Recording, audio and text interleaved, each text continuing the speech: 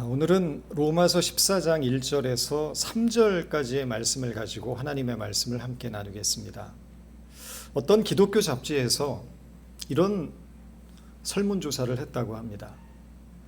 교회에서 가장 무섭고 불편한 사람은 누구인가? 1위는 40일 금식한 사람, 2위는 철야기도 잘하는 사람, 그리고 3위는 신학 공부한 장로님이었다고 합니다. 좀 우스운 조사이기는 하지만 나름대로 이 결과가 의미하는 것이 있다고 생각합니다. 소위 뜨거운 믿음, 열정적인 믿음을 가진 사람, 성경에 대한 지식이 많은 사람들일수록 교회를 힘들게 할 가능성이 높다는 것입니다. 왜 그럴까요? 안 그런 분들도 계시지만 그런 분들이 대체로 교만하기 때문입니다. 금식하고 철야하면서 기도를 많이 했다면 자신의 죄인됨을 더욱 철저하게 깨달아서 다른 사람을 나보다 낮게 여기고 겸손한 자리에서 묵묵히 섬기는 자가 되어야 할 것입니다. 그런데 많은 경우 그렇지 못하다는 것입니다. 오히려 기도하지 않는 사람들을 정죄하고 믿음이 없어 보이는 사람들을 비판하고 때로는 비난하기도 합니다. 많이 안다고 생각하기에 늘 과시하고 다른 사람을 가르치려고 듭니다. 교회는 완전함을 추구하는 곳이 아닙니다. 교회는 하나됨을 추구하는 곳입니다. 하나님이 어떤 사람들을 교회로 부르셨습니까? 의인이 아니라 죄인을 부르셨습니다. 완전한 자들이 아니라 불완전한 자들을 부르셨습니다. 교회는 불완전한 죄인들이 모여서 완전하신 하나님의 용서와 자비를 경험하면서 하나님의 사랑 안에서 하나되는 곳입니다.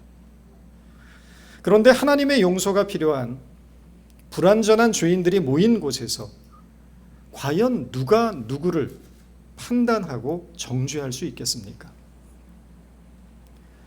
바울이 로마서를 쓸 당시의 초대교회는 아주 짧은 역사를 가지고 있었습니다. 그럼에도 불구하고 초대교회 여기저기서 분열의 움직임이 있었습니다. 갈등과 위기가 있었습니다. 은사를 받은 사람과 받지 못한 사람들 사이의 갈등으로 분쟁하고 있었고, 율법을 지켜야 하는지 또는 안 지켜도 되는지를 놓고 분쟁하고 있었습니다. 누가 그들의 스승이었는지에 따라서 바울파, 아볼로파, 게바파와 같은 여러 개의 분파로 나뉘어져서 파벌 싸움을 하고 있었습니다. 생각해 보십시오. 당시 초대교회가 크면 얼마나 컸겠습니까? 세워진 지 얼마 되지도 않았고 규모도 작았지만 여러 가지 이슈를 놓고 다투고 분쟁하다 보니 위기를 맞게 된 것입니다. 교회는 성령의 임재로 세워지는 곳이지만 결국 사람이 모이는 곳이기 때문에 언제나 잡음이 끊이지 않습니다. 큰 교회는 큰 교회대로, 작은 교회는 작은 교회대로 문제가 생깁니다. 중요한 것은 문제가 생기는 것이 아니고 그 문제를 어떻게 신앙 안에서 지혜롭게 풀어가느냐 하는 것입니다. 바울은 초대교회가 맞은 이 분열의 위기를 극복하기 위한 두 가지의 방법을 오늘 본문 1절을 통해서 우리에게 제시를 하고 있습니다. 첫째는 받아주라는 것입니다. 믿음이 연약한 자들을 너희가 받되. 그런데 이 말씀을 가만히 들여다보면 초대교회에 분열이 생긴 이유가 나옵니다. 믿음이 연약한 자들을 너희가 받되라는 이 말씀은 달리 말하면 지금 초대교회가 믿음이 연약한 자들을 받아주지 못하고 있다는 것을 뜻합니다. 사실 당시 초대교회는 문제가 생길 수밖에 없는 근원적인 이유를 가지고 있었습니다. 서로 다른 문화적인 배경을 가진 유대인과 이방인이 기독교 신앙이란 이름으로 한 지붕 밑에서 생활하게 된 것입니다. 그러다 보니 이 두 그룹 사이에 문화적인 갈등과 충돌이 일어나는 것은 필연적인 것입니다. 이민사회를 보면 미국 교회를 빌려서 예배를 드리는 한국 교회들이 많이 있습니다. 그런데 랜로드인 미국 교회와 부딪히는 가장 흔하면서도 치명적인 문제가 재미있게도 김치 냄새입니다. 한국인들에게는 너무나 자연스러운 고향의 냄새이지만 미국인들에게는 낯설고 견딜 수 없는 고약한 냄새라는 것입니다. 김치 속에 들어간 각종 젓갈과 마늘, 생강들이 고춧가루와 함께 버무려지고 발효가 되어서 풍기는 냄새는 너무나 강력한 것이어서 이 냄새를 처음 받는 미국인들은 기겁을 한다는 것입니다. 그러다 보니 한국 교회가 식사를 하고 지나간 자리에 남는 이 강력한 김치 냄새 때문에 미국 교회와 끊임없는 갈등이 일어난다는 것입니다. 문화적인 차이가 이렇게 큰 것입니다.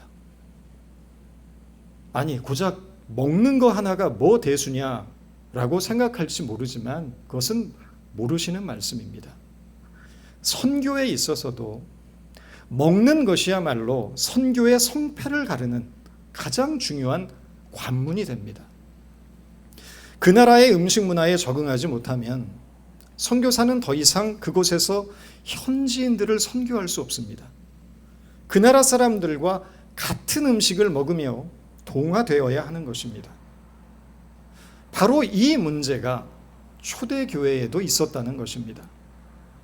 한 예로 유대인들은 율법에 따라서 부정한 음식으로 구분이 되는 돼지고기를 먹지 않습니다. 그런데 이방인들은 먹습니다. 유대인들 입장에서는 돼지고기를 먹는 이방인들이 도저히 마땅치가 않습니다. 부정한 돼지고기를 먹는 이방인들을 경건하지 않다고 노골적으로 비난합니다. 반대로 이방인들은 자신들의 문화를 우습게 여기고 터부시하는 유대인들에게 반감을 갖습니다. 그러다 보니 이 이질적인 문화를 지닌 두 그룹 사이에는 문화적 차이에서 비롯되는 여러 가지 갈등이 생길 수밖에 없었고, 여기에서 파생하는 감정의 골은 점점 깊어져서 사소한 문제 하나라도 서로 극단적으로 대립하고 충돌하는 일들이 빈번했던 것입니다. 바울은 예수님을 믿으면서도 먹는 것 때문에, 서로 다른 문화와 관습 때문에 서로를 용납하지 못하고 충돌하는 이들을 향해서 믿음이 연약한 자들이라고 말하는 것입니다. 옳고 그름의 문제가 아니라 단지 서로 다름에서 일어나는 문제일 뿐이라는 것입니다. 신앙의 본질적인 문제가 아니고 문화적 차이에서 비롯된 사소한 문제일 뿐이라는 것입니다. 절대적인 문제가 아니고 그저 상대적인 문제이기에 조금만 서로 이해하고 양보하고 배려한다면 얼마든지 극복해 나갈 수 있다는 것입니다. 그런 맥락에서 바울은 2절과 3절의 말씀을 하고 있는 것입니다. 어떤 사람은 모든 것을 먹을 만한 믿음이 있고 믿음이 연약한 자는 채소만 먹느니라. 먹는 자는 먹지 않는 자를 업신여기지 말고 먹지 않는 자는 먹는 자를 비판하지 말라. 하나님이 그를 받으셨습니다. 유대인들은 이방의 문화 속에서 오랫동안 자신들의 방식대로 살아온 이방인들을 이해해주고, 이방인들은 유대교의 율법을 생명처럼 지키며 살았던 유대인들을 업신여기지 말고 존중해주면서 교회라는 울타리 속에서 함께 평화롭게 공존하고 나아가 예수 안에서 하나됨을 지켜가자는 것입니다.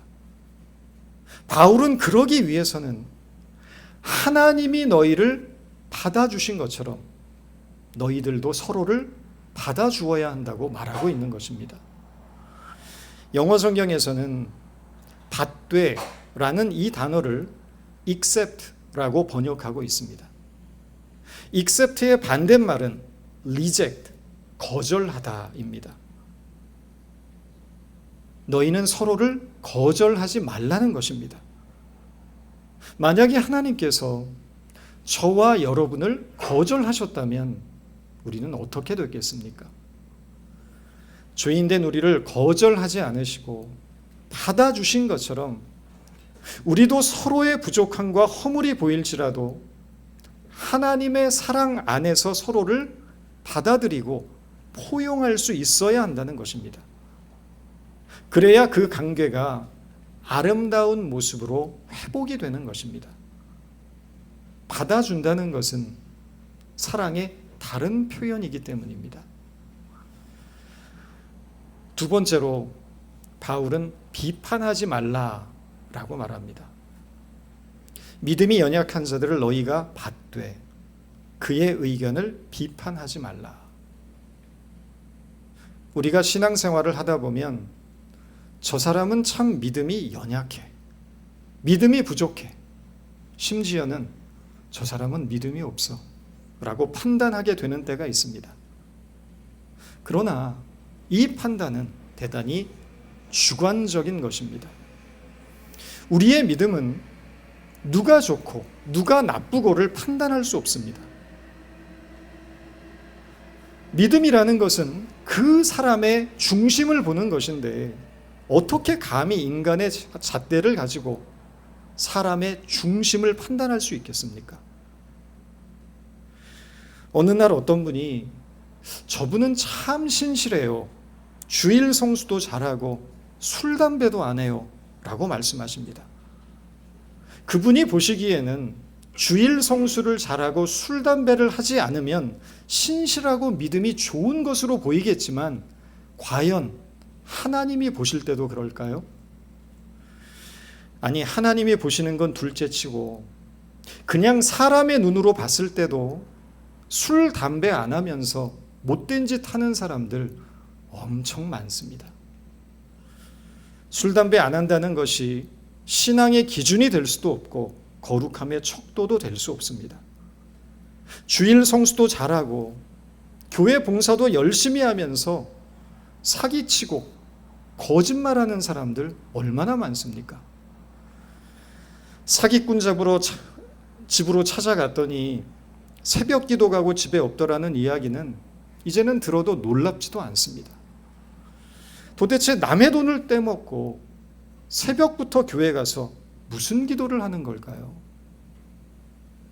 우리가 판단하는 신앙의 잣대라는 것은 불완전하고 한계가 있다는 것입니다.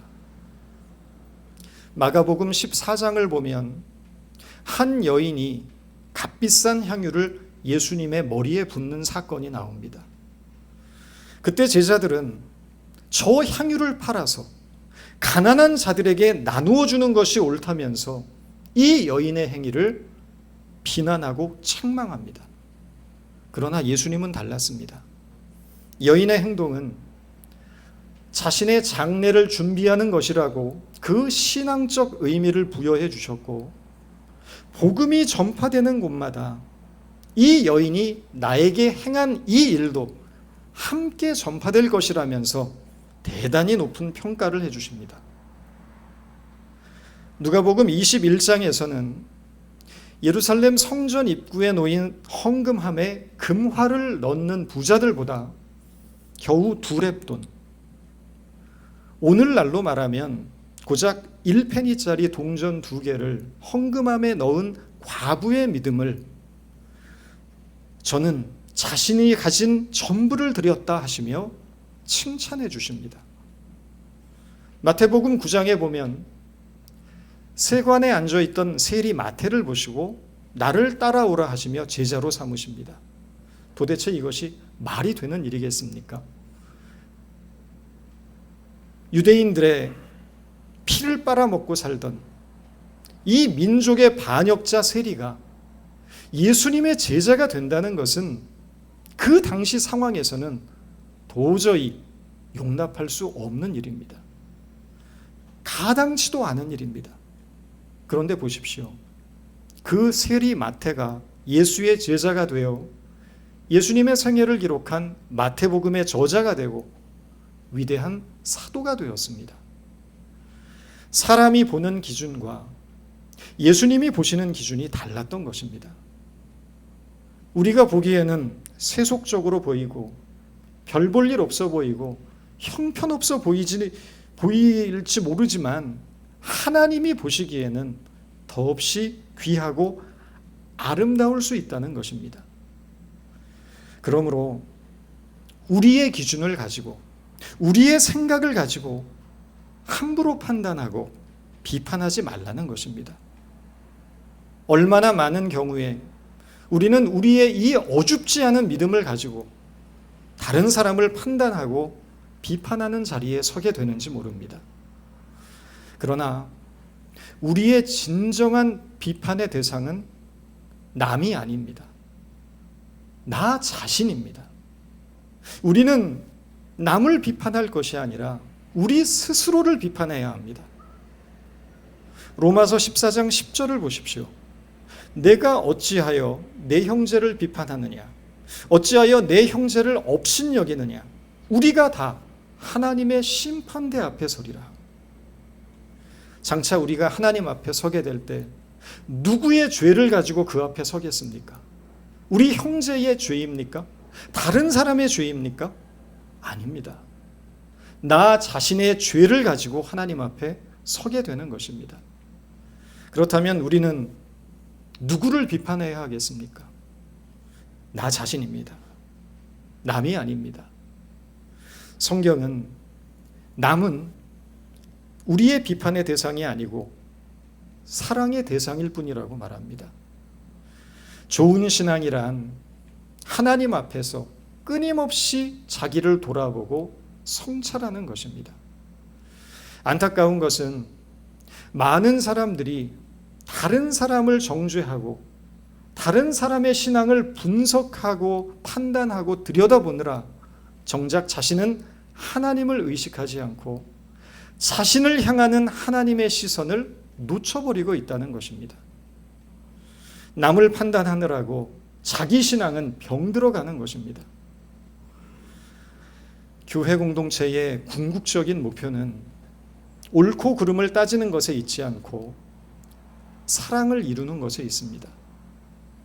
누가 잘하고 못하는지, 누가 옳고 누가 틀린지를 감시하고 판단하고 비판하고 정죄하는 교회는 하나님의 교회가 될 수 없습니다. 그런 교회는 결국 사탄의 도구로 전락하게 될 것입니다. 우리는 인간이기에 부족하고 실수할 수밖에 없습니다. 잘못이 없을 수가 없습니다. 그러나 하나님께서 우리를 받아주신 것처럼 우리도 서로를 받아주고 하나님께서 우리를 따뜻하게 품어주신 것처럼 우리도 서로를 따뜻하게 품어주고 격려하고 칭찬해야 합니다. 천국은 달리 천국이 아닙니다. 서로를 받아주고 품어주고 격려하고 칭찬하는 바로 그것이 천국이 아니면 무엇이겠습니까? 바로 교회가 이런 천국의 모형이 되어야 합니다. 우리는 서로 살아온 환경이 다르고 성격도 다르고 생각도 다르고 생긴 모습도 다릅니다. 그러나 하나님을 아버지로 모시고 주 안에서 한 형제와 자매가 되었습니다. 하나님 나라라는 공동의 목표를 바라보고 그곳을 향해 나아가는 동반자가 되었습니다. 우리에게는 서로 사랑해야 할 책임이 주어졌습니다. 우리에게 비록 부족함과 허물이 있지만 서로를 바라볼 때 마음에 들지 않는 구석이 많이 있지만 그것은 결국 사소한 것들입니다. 중요한 것은 우리가 서로의 연약함에도 불구하고 예수 그리스도 안에서 연합하여 하나님 나라를 꿈꾸며 이 땅을 살아가는 동안 아름다운 신앙 공동체로 살아가는 것에 있음을 기억하는 우리 모두가 되었으면 좋겠습니다. 기도하겠습니다. 하나님, 큰 은혜를 입어 구원을 얻었지만 구원받은 자답게 살지 못하는 우리의 연약함을 용서해 주시기 원합니다.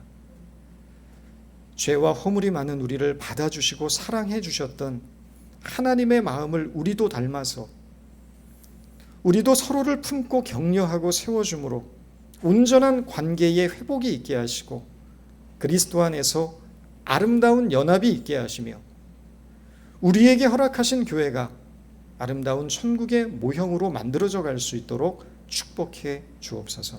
예수님의 이름으로 기도드렸습니다.